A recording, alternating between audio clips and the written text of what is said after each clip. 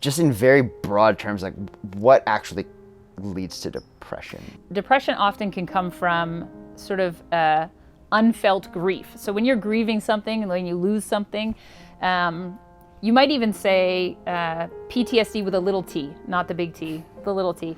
So little traumas come from loss of something, expectation, your life, and losing control, right? The empowerment issues, like these people suddenly had no power over their lives.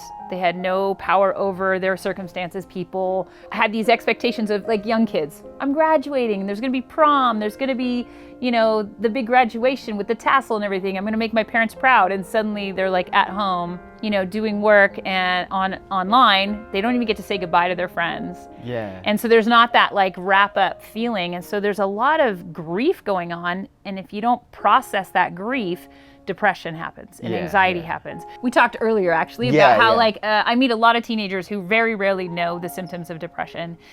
People think, oh, depression means I'm sad. Sometimes people are sad, but they're not depressed. They're just sad. Depression is much deeper. So there's my favorite word that I learned going to school is Anadonia, which means where you just stop caring about all the things you're like. Let's say you loved fishing, or you loved art, or you loved, whatever, playing video games even, and you stop caring.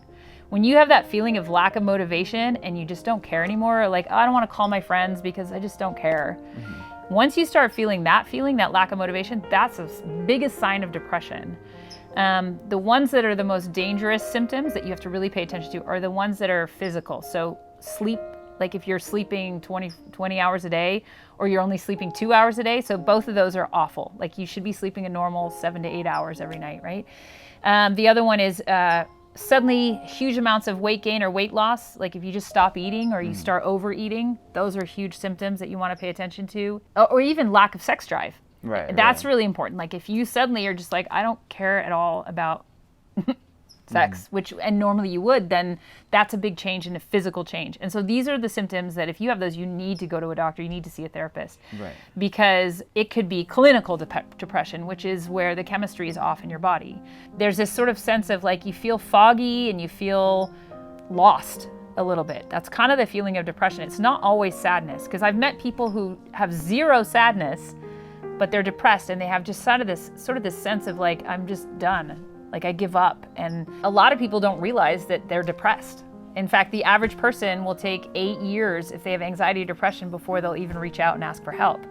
And that's a long time to be living in sort of this numb, like disconnection. And what happens with COVID is we're even more disconnected because we're forced to disconnect.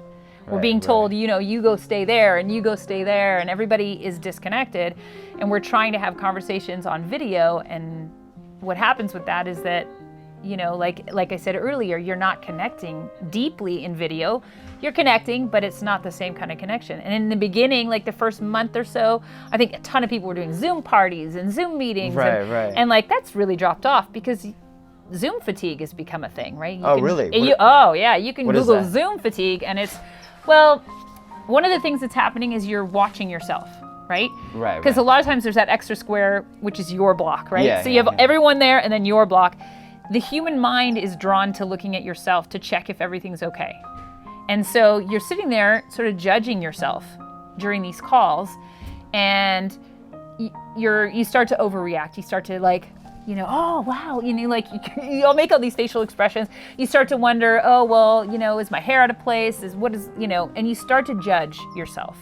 Well, judging yourself is never a good idea, right? Because then you start comparing and judging, and it just becomes like a pressure on yourself to be a certain way when you're watching yourself. And people just at some point, that's it. They couldn't handle it anymore. And so people started getting fatigued from Zoom because you're just constantly watching yourself and you're not actually connecting with a person. There's no eye contact. Like we're looking at each other right now, but when you're looking at that dot camera, right, you can't see the screen. There's no real eye contact, right? There's no eye contact happening. Right. And so I think that you have people who just need to have a good ugly cry. Oh, really? Right? Just letting it out is really feel it. Like be upset, be mad. Letting the emotions of grief out are so important, because the more you hold it in, the more you become this sort of numb, sort of pressure cooker waiting to bust, right? And so even I'm a therapist and I have all these tools, and I forgot that at some point. It's just letting it out. Yeah. Just like, I don't know if this is the best example, but I know Kanye West, you know, Kanye, he had an example.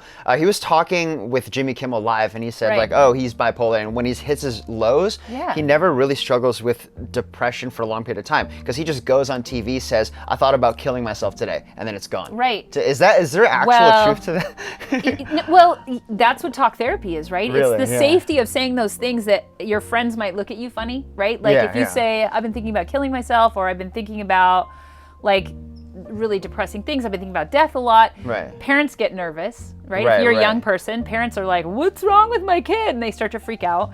Or friends might look at you and be like, dude, I don't know what to do with that. Like, but you talk to a therapist, not only do they have the tools for you, but you get to say whatever you want. That darkest secret, the thing that you can't say to anybody, your like darkest thoughts, your darkest feelings. You get an environment to talk about your grief, to talk about your secrets, to talk about that pain and the thoughts you're having without anyone judging you, without anyone saying you're wrong, and taking that and holding it gently for you and holding your hope, right? And then handing you that hope back so that you start to kind of come out of the fog.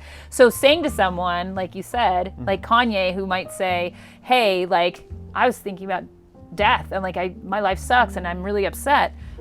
The minute you start to share, it sounds less scary.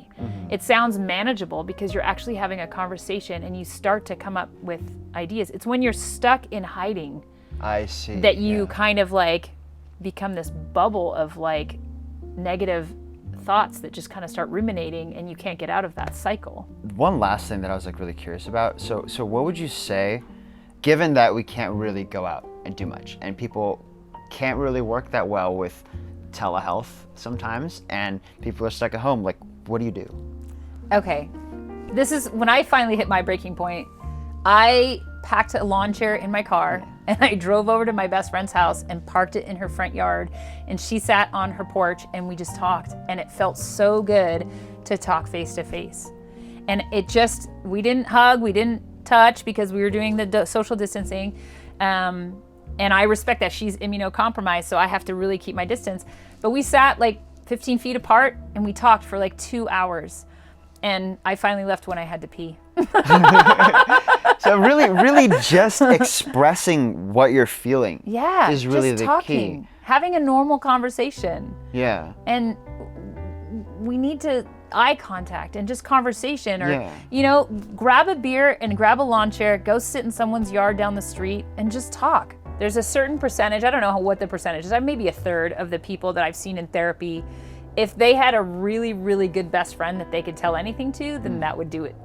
You don't need a therapist. Yeah. But then there's some that are like they're clinical, or they don't have that community. They don't have someone that they can talk to. I work a lot with teenagers. I don't know that that's the best with the best friend because they don't have the tools to help them process anxiety and depression. And a lot of times they don't even know what they have, right? But with adults, I feel like some of them just need a really good friend to talk to. But a therapist will give you tools. That's the difference, right? I see. And during COVID, I mean, there's some basic tools. And it wasn't until my friend was like, have you had your ugly cry yet? And it's like, it didn't even occur to me that that was what I needed to do. And so I did. I had an ugly cry. And it was like, okay, this was the loss I was feeling. And it was making me feel like I was disconnected from myself because I didn't know how to feel. And it was just a friend, a fellow therapist who was just like, have you just had your ugly cry? You just need to do that. And so I was like, okay.